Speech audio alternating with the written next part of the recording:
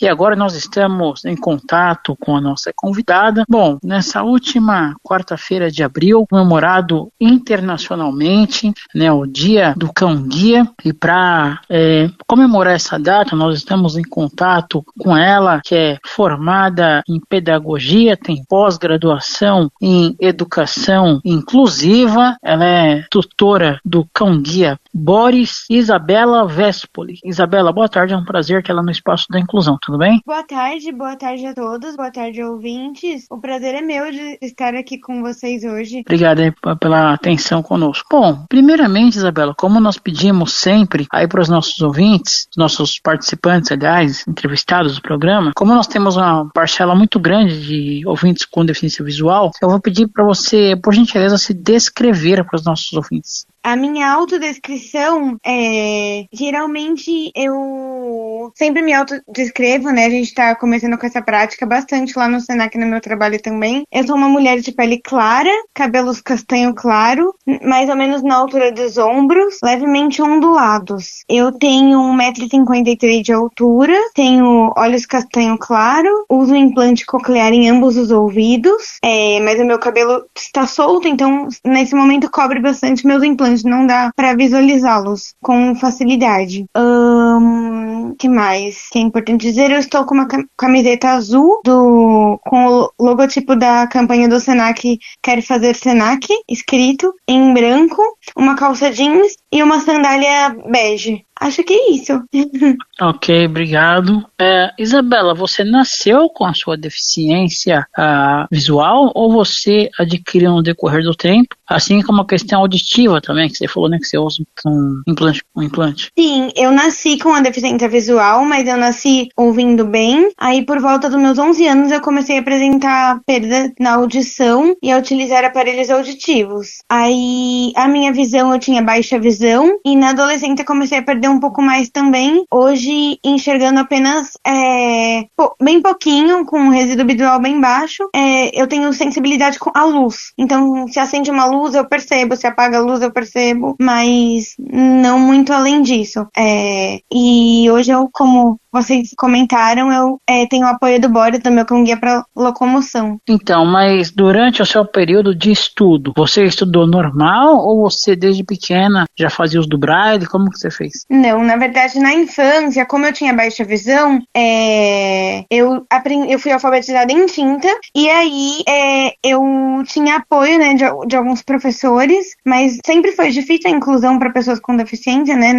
Eu morei no Rio de Janeiro, na infância também, por 4 anos. E mesmo lá, nas escolas particulares, foi difícil me aceitarem por conta da questão da deficiência visual. E quando eu consegui ser inserida no ensino, foi no ensino público, numa escola pública, ainda sem muitas adaptações. Minha mãe ampliava os materiais para mim e eu forçava o máximo que podia para conseguir ler. Aí, com o tempo, eu fui perdendo mais a visão e precisei aprender o braille, mas aí eu já tinha 17 anos quando eu fui aprender o braille, já estava no ensino médio aqui de volta em São Paulo e a minha mãe já havia falecido, porque ela faleceu de câncer quando eu tinha 13 anos. Nossa, lamento.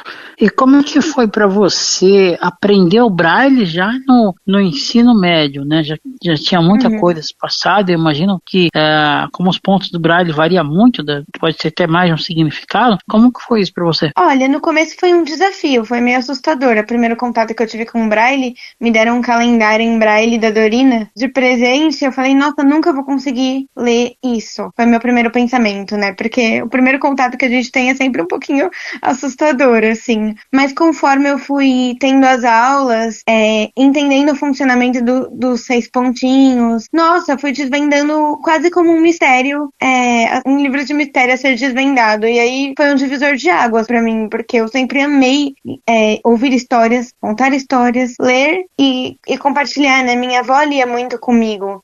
Minha tia trabalhou na editora Moderna há muitos anos, então eu ganhava muito livro. Então, meu contato com a literatura e meu incentivo à leitura foi sempre muito forte pela minha família. Então, eu era apaixonada e aí me apaixonei ainda mais. Editora Moderna, aliás, muito conhecida editora Moderna. moderna. Uhum.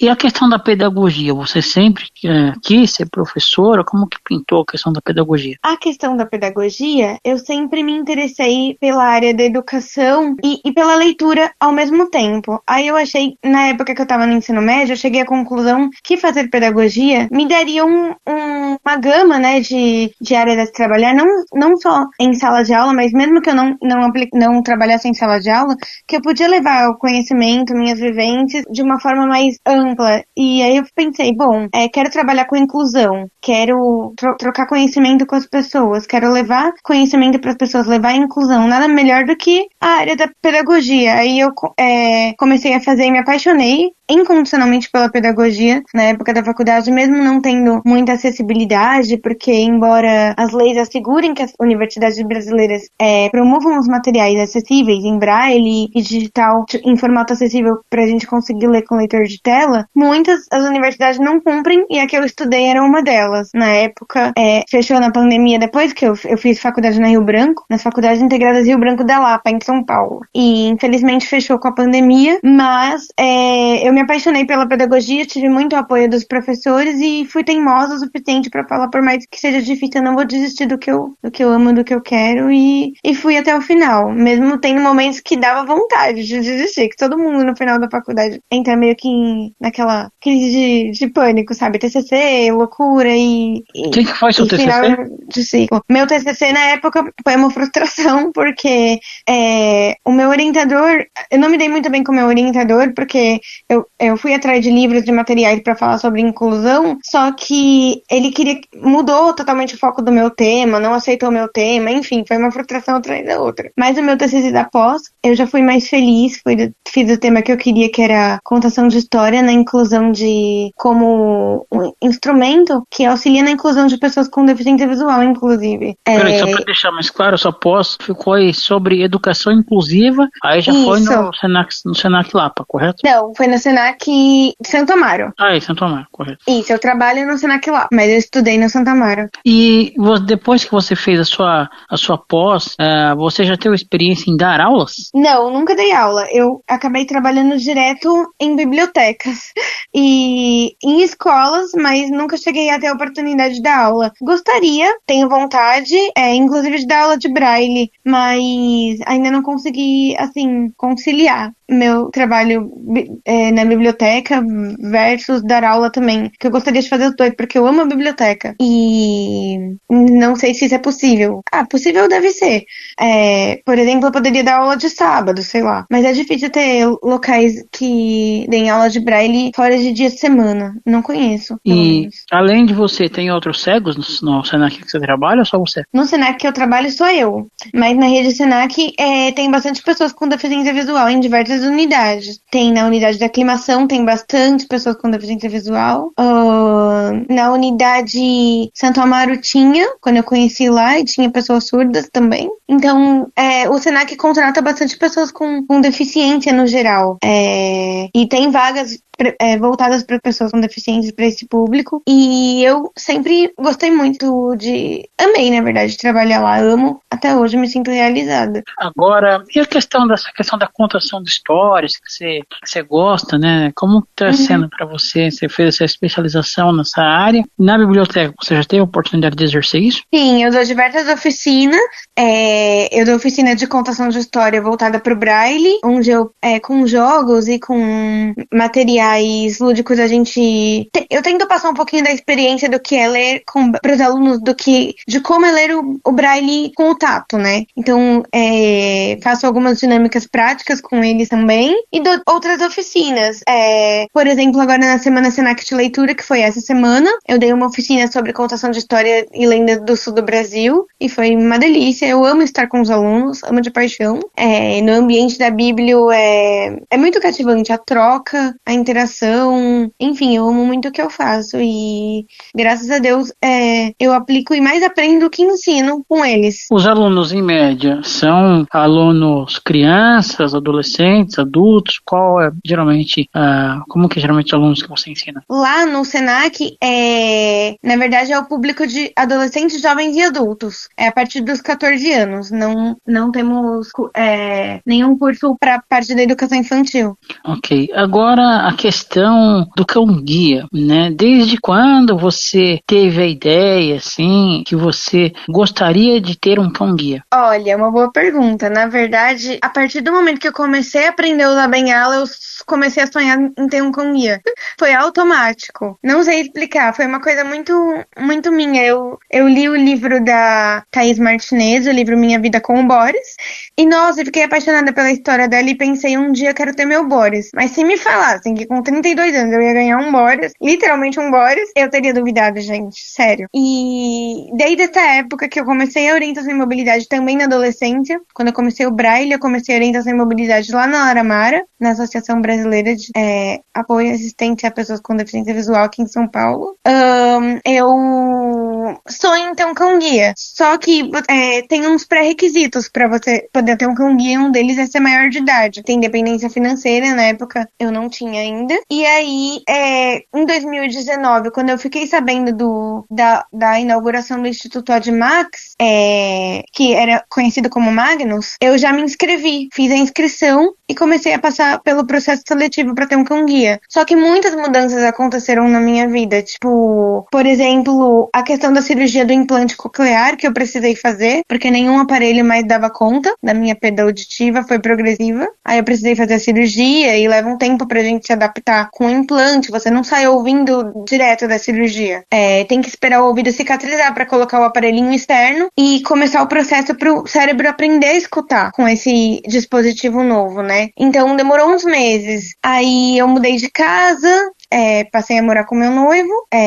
Aí depois a biblioteca que eu trabalhava passou por uma grande reforma estrutural. A biblioteca do Senac, lá Patito, passou por uma reforma grande, assim, de quebrar parede. E essas mudanças, por incrível que pareça, se elas ocorrem no meio de um treinamento, de um período de adaptação com cão-guia, pode atrapalhar, porque você está estabelecendo uma rotina, está se adaptando com o seu cão e o seu cão com você, e de repente muda totalmente o ambiente. Tudo isso é pensado para que você esteja estável. Aí eu tive que esperar um pouquinho, eu resolver essas questões pessoais, né, e estruturais, tá na minha casa definitiva, tá no ambiente de trabalho certinho, para poder ser aprovada, para então eles irem atrás do cão-guia do meu perfil. Porque para quem não sabe, o cão-guia tem que ter o perfil do candidato, para atender as limitações individuais de cada candidato. Então, por exemplo, um exemplo prático, assim, se eu moro numa cidade grande, por exemplo, como São Paulo, e tenho uma vida extremamente agitada, não dá para colocar um cão-guia que se adapte melhor numa cidade interior. A adaptação não vai ser plena um com o outro. Então, tudo é pensado nos mínimos detalhes, no nosso perfil, nossas características, a nossa moradia, o nosso trabalho, para que venha um cão adequado para as nossas necessidades. Eu espero ter sido clara. E no seu caso, você tem 1,50 m, né? Que você é 1,55 m, uma coisa assim. 53. 53. Uhum. Geralmente, cão-guia geralmente é grande, labrador ou Sim. pastor alemão, geralmente são cães de porte grande. Qual cão que eles escolheram no seu caso? No meu caso, um labrador. Pretinho, lindo. Mas aí foi um cão menor, assim, no caso? Não, ele é grandinho, o Boris. Até assusta. As pessoas até se assustam quando eu falo que ele tem 2 anos. Desse tamanho, com 2 anos. Ele é grandão, o Boris. Ele é um labrador de porte grande. E como que foi essa adaptação com você, devido ao seu tamanho ou ao tamanho dele? É uma boa pergunta. Na verdade, é que assim, quando eu fiquei sabendo da chegada dele, eu fui pro instituto primeiro treinar lá. A gente passa por 15 dias de treinamento no instituto, para depois eles voltarem com a gente. Na questão do tamanho, em alguns momentos, no começo é difícil, né? Principalmente quando eles ficam mais agitados, mas eu acho que foi um processo muito natural. A gente foi evoluindo no convívio, sabe? Mas assim, o povo não assusta quando vê você na rua com ele, tipo, tá ele grande, você no seu tamanho, o povo já perguntou, nossa, mas Já você perguntou. consegue guiar ele e tal, dar os comandos, o povo não se assusta um pouco? Sim, às vezes perguntam até se ele morde. Aí eu penso comigo, se descobrirem que é só oferecer um carinho que ele vira de barriga pra cima, eu tô perdida. Mas né, a curiosidade do povo, né, assim, é meia, Sim. né, olha, e é uma coisa que a gente fora do ar, a gente tá falando, por incrível que pareça, ainda em 2026 ainda tem muitos questionamentos, né, em relação ao cão guia. Bastante. Muita gente nunca viu, nunca teve contato, não sabe como funciona, qual é o papel e real deles na nossa vida. Eu juro pra você, já chegaram a me perguntar se ele lê o ônibus pra mim e chama o ônibus com a patinha. Dá sinal pro ônibus com a pata, sabe? Aí eu pensei comigo, nossa, eu tenho cripto, o cão guia do Super-Homem. Alfabetizado. Aí eu brinquei. Não, eu falei, eu geralmente peço ajuda no ponto pra chamar o ônibus, pra pessoas videntes darem o sinal pra mim, e se não tem ninguém, eu vou tentando parar os ônibus e confirmo com o motorista se é o ônibus correto. Ele não leu o ônibus pra mim ainda. Se ele fizer isso, eu vou me assustar. Eu brinco.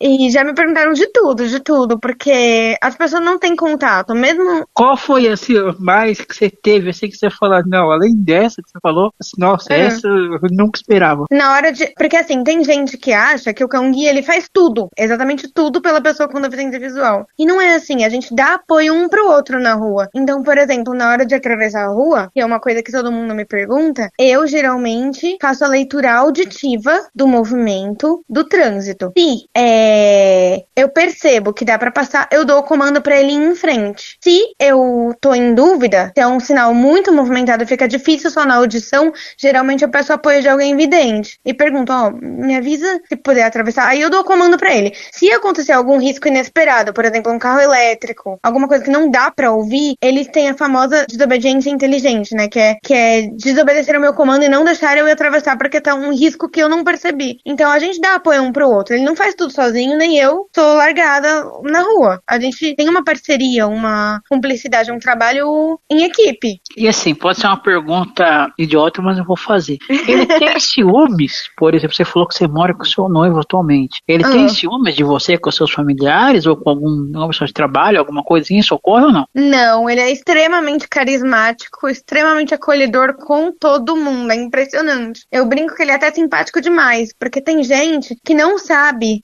que não, mesmo em pleno 2026, que não pode, quando o cão guia está de equipamento de trabalho, que é o equipamento que tem a alça que a pessoa cega segura para ser conduzida pelo cão, que quando ele está com esse equipamento, não pode interagir com ele de forma nenhuma. E quando eu falo não interação, é não olhar, não fazer carinho, não chamar o cão guia, não pode nenhum tipo de interação. Por quê? Eles desconcentram, porque eles são muito simpáticos por natureza. Se você conversar com ele, eles vão querer dar atenção pra você, ser acolhedor com você, tipo, vão querer receber carinho, e aí eles param de conduzir a gente, gerando uma situação de risco pra nós dois. Por isso, quando eles estão de equipamento, é zero interação. Eu sei que dá vontade, que eles já dão aquele olhar simpático. Às vezes o Boris tem mania de dar aquela banadinha de rabo discreta, aí pronto, já ganhou todo mundo.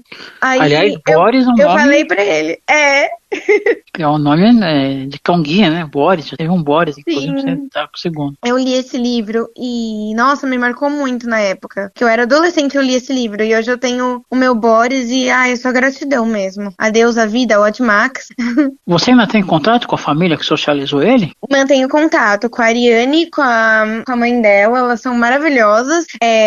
O pai da Ariane que socializou o Boris faleceu já, infelizmente, aí eu não pude conhecê-lo. Mas a gente tá querendo marcar um encontro pessoalmente aí pra se conhecer, porque, ela é maravilhosa e o trabalho da família socializadora é muito fundamental na vida de um cão guia.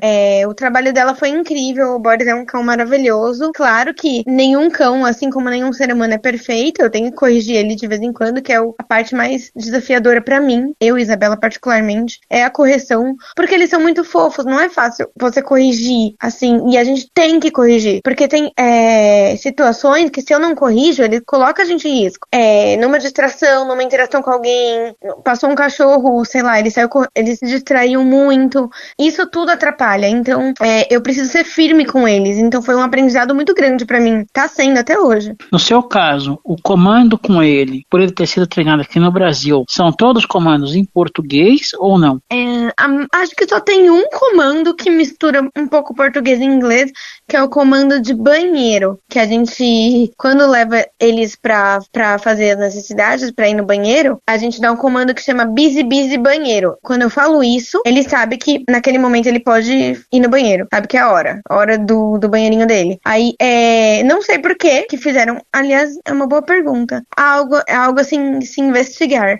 Porque eu do busy busy banheiro, nem pensei em perguntar isso na época, porque é tanta coisa no instituto, tantos desafios, que a gente nem lembra de perguntar tudo. Mas é o único comando que eu me lembro que mistura o inglês com o português. De resto, aqui é padrão, é em português mesmo. Em frente, São cerca de quantos comandos, mais ou menos? Isso, tem vários. Tem os direcionais, que são direita, esquerda, em frente, pare, que mais?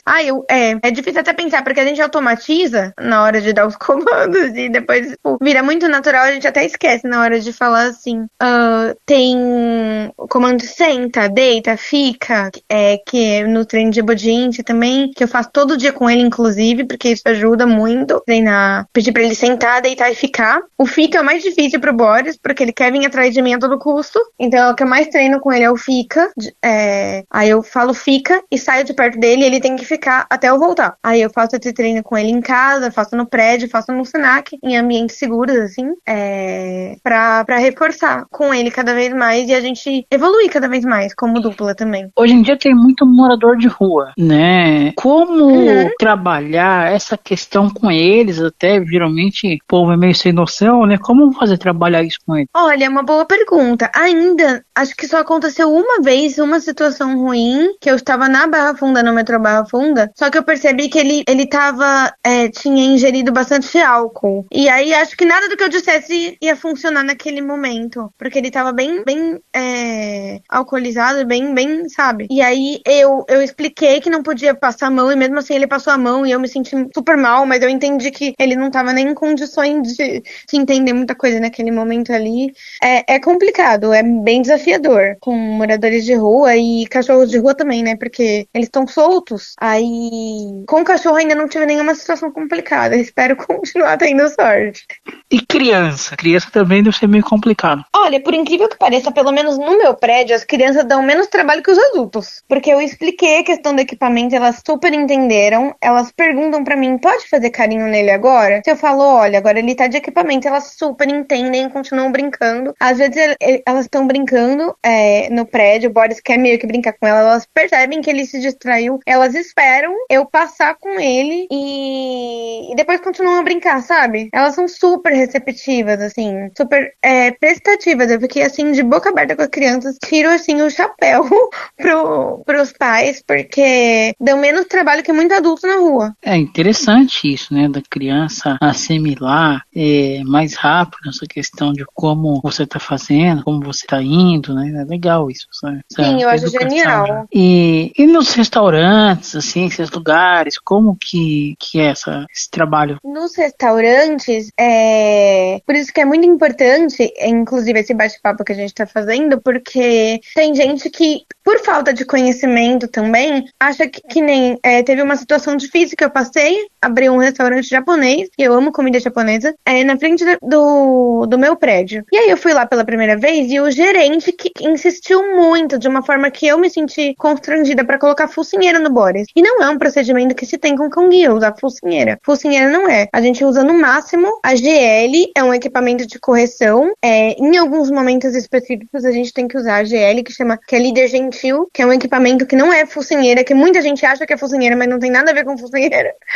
É diferente, que você usa pra evitar que eles peguem coisas do chão em ambientes novos, porque nos ambientes novos, com os cães guias, é muito desafiador, porque são cheiros novos. E todo cachorro descobre o mundo pelo cheiro, então eles querem cheirar mais, tem a tendência de se distrair mais. Nesses momentos a gente usa GL, mas focinheira não se usa. E ele insistiu insistiu, e eu expliquei, e a mãe da minha amiga explicou, e minha amiga explicou. Aí eu fiquei pensando, gente, por que invalidam muitas vezes a nossa voz? A voz das pessoas com deficiência, muitas vezes é invalidada. A gente explica e as pessoas não entendem. Tem que ter uma pessoa vidente explicando para ter um impacto maior, para a pessoa entender, a ponto de algumas pessoas não se dirigirem a mim. Por exemplo, perguntam o meu nome pro meu pai, pro meu noivo. Eu falo, gente, conversa comigo. Eu sei responder por mim. Não eu sei responder o meu falamos. nome. E assim, você falou desse equipamento específico. Mas aí, por exemplo, num restaurante, não tem o perigo de alguém jogar alguma coisa pra ele? Tem o perigo. E aí ele ainda tá com 2 anos, ele tá numa fase muito aspirador de pó. Se jogar, ele pega. E aí eu sempre oriento, já logo que eu chego, não deixem cair comida no chão, não joguem comida na direção dele, não deem comida pra ele, porque senão tira, além de tirar o treino dele e de tirar o foco, tira o foco dele do guiar, né?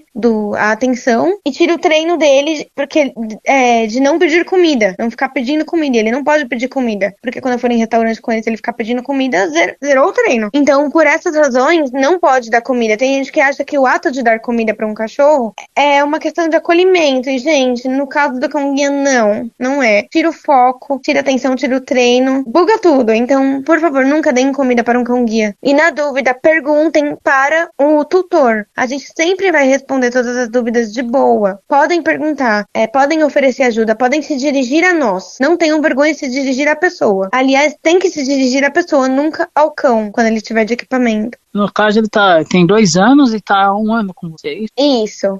Quando ele chegou pra mim, ele tinha 1 ano e alguns meses. Ah, sim. Então agora ele já tá há algum tempo já com você. Tá 1 ano e 1 mês, praticamente. Que eu fiz 1 ano com ele dia 24 de março. Estamos em abril, tô praticamente há 1 ano e 1 mês com ele. Em média, quantas horas ele pode trabalhar por dia? Então, isso varia da rotina da pessoa, mas ele fica comigo o dia inteiro, porque, na verdade, eu trabalho no Senac das 10 às 19 horas. Eu acho que não sei se tem um tempo certo, porque acho que varia de dupla pra dupla. Como ele já veio pra mim e começou a se adaptar à minha rotina, ele tá acostumado. Então, tem dias que são mais agitados, que ele se cansa mais, tem dias que são mais tranquilos, e pra ele é de boa. O Boris é um cão que eu acho ele muito adaptável a diversas situações. É uma coisa uma característica dele que eu acho genial. E até a Ariane, que socializou ele, comentou que ele se adapta a diversas situações diferentes, a diversos ritmos de pessoas, sabe? Ela tinha uma rotina, ela morava no interior, eu não. Ele se adapta fácil. E eu acho muito legal isso nele. Quando você tá na sua mesa, você tira o equipamento dele de trabalho ou até que você zere todas as coisas que você tem que fazer, independente de estar andando ou não, ele fica com o equipamento? Não, eu tiro o equipamento dele quando eu tô trabalhando na Bíblia, eu coloco ele na guia que chama guia de restrição, que é um cabo de aço que vai no pé da mesa e fica preso nele. Ele tem mobilidade, ele não fica assim preso de não conseguir se mexer, mas ele fica restrito ali aquele espaço que ele tá comigo. Então eu coloco ele sempre perto de mim. Às vezes, quando ele tá muito... Eles têm uns momentos meio manhosos de querer muita atenção e eu não poder dar, eu coloco ele porque eu tenho 2 postos de trabalho. Eu tenho o posto de trabalho no balcão de atendimento mesmo, e às vezes eu fico na salinha escaneando alguns livros, fazendo outras atividades na salinha de processamento.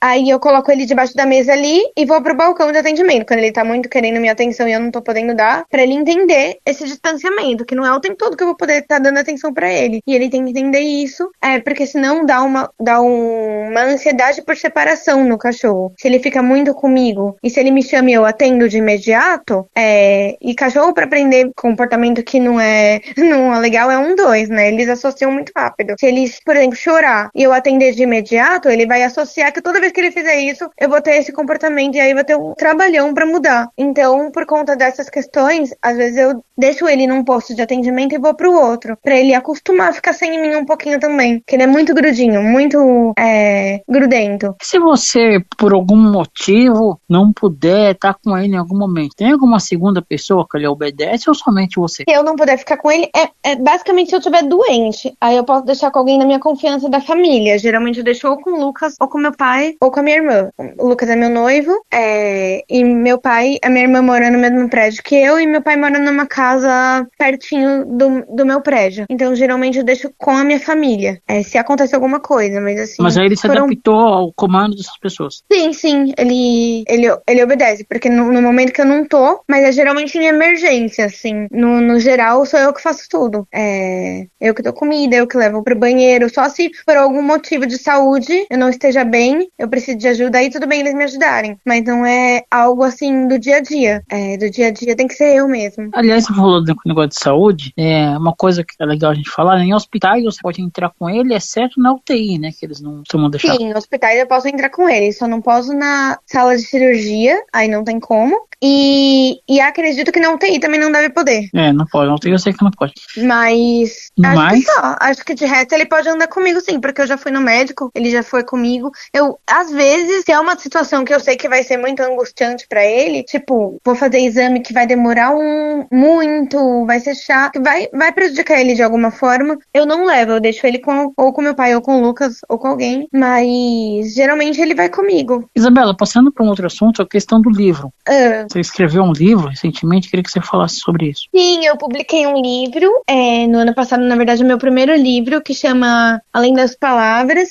Ele é um livro de poesias e no final tem um ensaio autobiográfico onde eu conto um pouquinho da minha história antes da chegada do Boris, né? Porque eu publiquei o livro pouco antes de ficar sabendo da notícia dele, de que eu teria meu cão-guia. E esse livro, na verdade, era meu sonho, sempre foi ser escritora também. E eu descobri que eu vi no Instagram de uma da editora da literatura que eles estavam procurando autores de poesia. Aí conversei com eles, arrisquei, mandei minha poesia e graças a Deus eles avaliaram, gostaram bastante, fizeram uma proposta legal e aos poucos foi nascendo o livro Além das Palavras, que era já meu sonho. O livro? Oi? Quem quiser comprar o livro? Quem quiser comprar o livro, ele é só entrar no site ou no aplicativo da Amazon.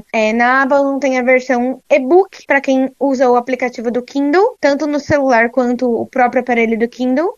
E tem a versão física do livro em tinta. Eu não consegui fazer ele em braille porque ia ter um custo, a editora ia precisar fazer uma parceria com a Fundação Dorina e acabou não rolando, mas eu queria muito um dia poder ter o meu livro em braille para que mais pessoas tenham acesso. Mas o Kindle tem a vantagem de que qualquer leitor de tela lê ele muito bem, inclusive a Alexa.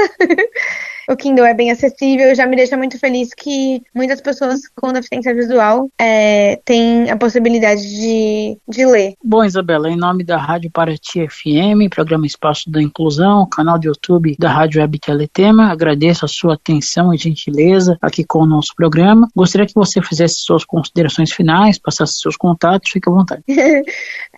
O meu Instagram é Tabela Vespoli, meu nome é italiano, eu vou soletrar para ficar mais fácil, é Vespoli, Bela Vespoli, e meu e-mail é isabelavespoli@gmail.com e meu celular é 11 94610 2410. Por favor, precisando, tanto do lado profissional como pedagoga, educadora inclusiva e que ama conversar sobre literatura e sobre acessibilidade e inclusão, cão guia e tudo e mais um pouco, podem contar comigo, é só chamar. Gratidão pelo convite, foi um prazer participar do programa com vocês. Ok, conversamos com a professora e palestrante Isabela Vespoli, aqui na Rádio Paraty FM, programa Espaço da Inclusão.